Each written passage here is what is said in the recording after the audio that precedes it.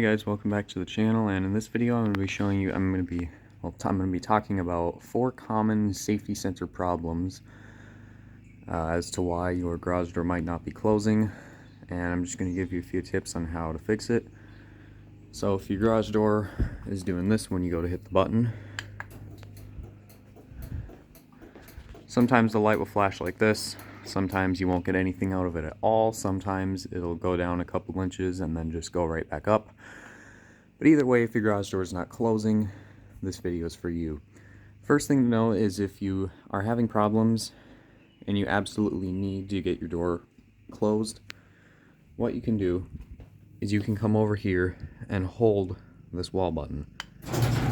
And you have to hold it until the door is fully closed, until the door stops moving. If I let go at any point, the door is going to stop and go back up.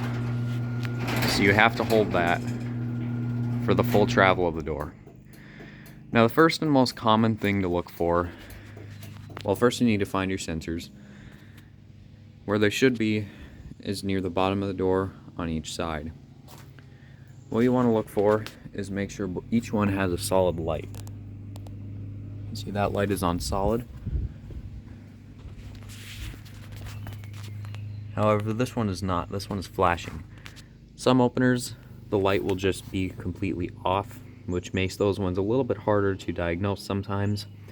Some of them will flash like this one, but either way, you want to have 2 solid lights. Now if we take a look at this one, you can see that this one is actually pointing down some. What we want is for it to be pointing across directly towards the other sensor. So this is a little bit different for each type of sensor, but on this one you have a wing nut that you can loosen. Sorry, I'm not aiming. You have a wing nut that you can loosen, and then you can just move the sensor, bring it back into alignment, and then tighten down the wing nut. And then what you want to do is you just want to move the sensor back and forth a little bit. Make sure that when you move it, this light doesn't turn off or flicker or anything. Once this light is on solid, you're good to go. The other thing to look for is that sometimes there might just be something in the way. You can see if I just take this and block the sensor, oops, you can see it makes that flash. So you also want to just check and make sure there's nothing in the path of the door. Sometimes you might also get some cobwebs here. Those can get in the way and kind of interfere with the sensor. So just clean off the cobwebs that are there, clean off these little lenses here, because if those get smudged, sometimes that'll interfere with it as well. Once you have a solid light like this, you're good to go. Another thing to look for is when you go to close the door, well, if the door is fully open and both sensors are on solid and you don't see a problem, but then when you go to close the door, you might get this.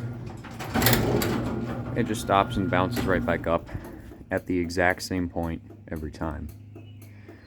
Now in that case, and this is specifically if you have sensors that attach to the track like this one. Since these sensors are attached to the track, if this track moves, the sensor is going to move. If there's enough play in the track to bring the sensor out of alignment, the door is obviously going to stop and go back up. You can see if I kind of flex this one out a little ways, there you can see that didn't take a whole lot of movement to get this thing out of alignment here. So what you're going to want to do is you're just going to kind of want to take your track and kind of bend it around, flex it a little bit. Not bend it so much to where it goes out of shape, but just kind of gently move it around some.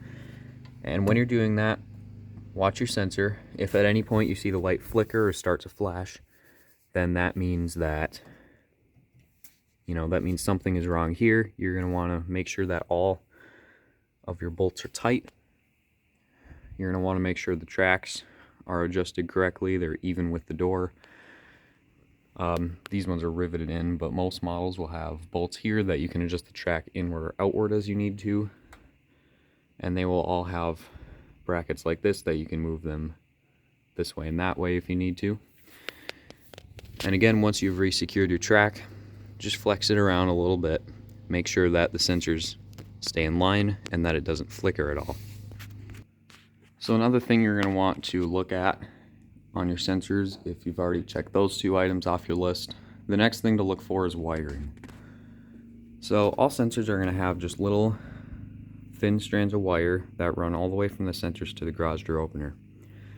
If these wires are shorted in any way, that's where you might have a problem. It's also possible that you might have a broken wire.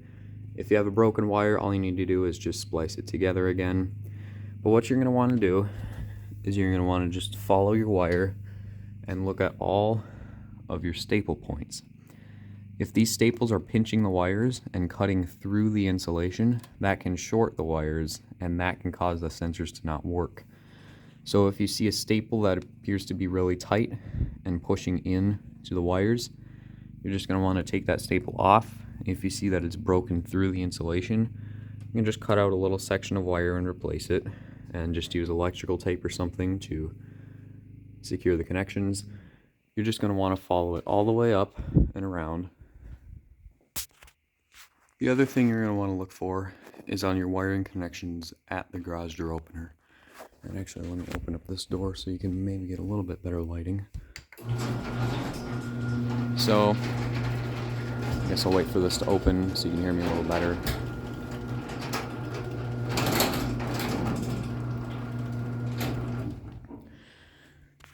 So again, this is going to be a little bit different depending on what type of opener you have. This one's a LiftMaster, but the wires are going to connect to the terminals on the garage door opener.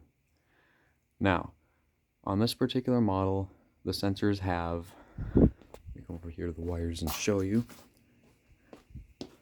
On the sensors, one of the wires has a black stripe, the other one is just a solid white color.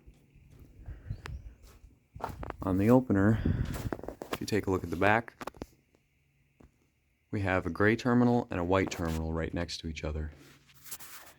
You want to basically color coordinate, put the same color wire in the same terminal. So the stripe wire is going to go in the gray terminal, the solid white wire is going to go in the white terminal. If those are backwards, flip them around. And again, when we're on the topic of shorted wires, this can have the same issue since there's bare wire stripped near there. If the wires are touching each other in any way, or I guess if two different color wires are touching each other at the terminals, that can also cause a short and can also cause the sensors to not work. So you just want to make sure that all the wires are separated far enough so that they're not going to touch each other, because that can also give you problems. Once you've fixed your issue, to test the opener, all you need to do is just come over to your wall button and, push it once and let go. And you can see without holding anything, now that door is closing. So safety sensors are just a really common problem that it can really happen to any garage door opener. And actually there was one more thing I was going to show you, so I'm going to head out over into the other garage real quick to show you what I mean.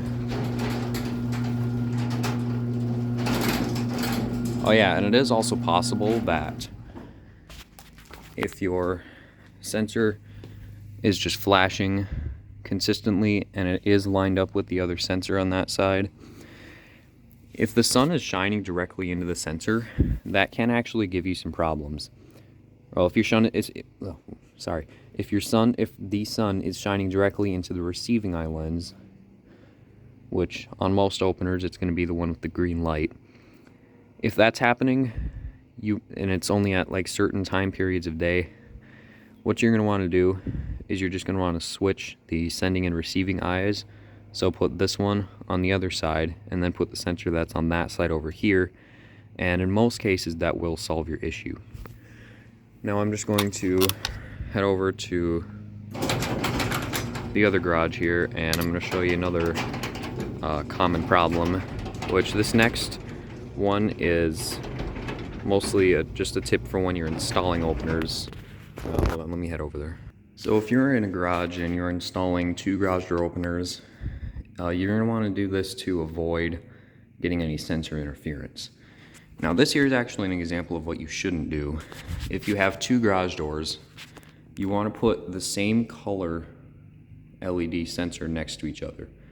So you're going to want to either have two greens next to each other, or two orange, red, whatever is next to each other. In this case, you can see we have a green and an orange. Now on these models, the orange light is the sending eye and the green light is the receiving eye. Now what could happen is it's very possible that since there's a sending eye on that side and a receiving eye all the way on that side, what can happen sometimes is that receiving eye can pick up the signal from that sending eye. And then what can happen is it's possible that, say, this door is closing and this door is up. If you walk under this door, it can cause this one to go back up. So that's just something that you want to look out for when you're installing two openers.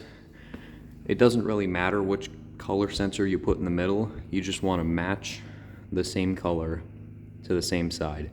That'll just help to prevent any kind of interference like that. So hopefully this video might have helped you with any problems you've been having. If you have any questions, let me know down in the comments and I'll answer them as best as I can. Thank you guys for watching, and we'll see you guys later.